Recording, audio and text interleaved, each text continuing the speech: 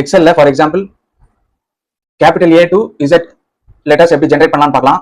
Equal to sequence function, அதில் rows ஆர்குமெண்ட்ல 26 கொடுத்துட்டு கமா கமா கொடுத்தோம்னா ஸ்டார்ட் ஆர்குமெண்ட், அதில் வந்து இப்போ இந்த செல்லை கொடுத்துடலாம்.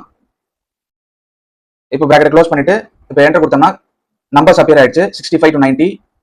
கவனிச்சு பார்த்தீங்கன்னா தெரியும், நான் 90 வரைக்கும் 65லேருந்து 90 வரைக்கும் நம்பர்ஸ் ஜென்ரேட் ஆயிடுச்சு. இப்போ வந்து F2 கொடுத்து எடிட்ல போயிட்டு சீக்வன்ஸ் ஃபங்க்ஷன் முன்னாடி கேரக்டர் ஃபங்க்ஷன் யூஸ் பண்ணிக்கலாம்.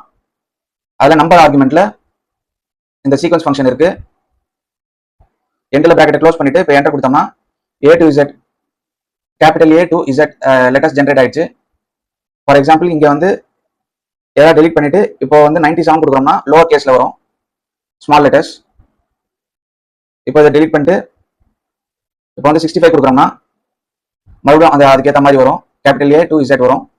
ஃபார் எக்ஸாம்பிள் இப்போ வந்து ரோஸ்ல வேணும்னா ஈக்குவல் டு சீக்வன்ஸ், அதில் ரோஸ் ஆர்குமெண்ட்ல 2 rows கமா 1 column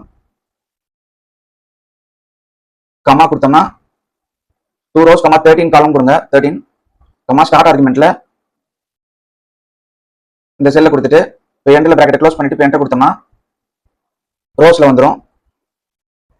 இந்த மாதிரி நம்ம கொண்டு வரலாம். இதோட கேரக்டர் ஃபங்க்ஷனும் நம்ம யூஸ் பண்ணிக்கலாம்.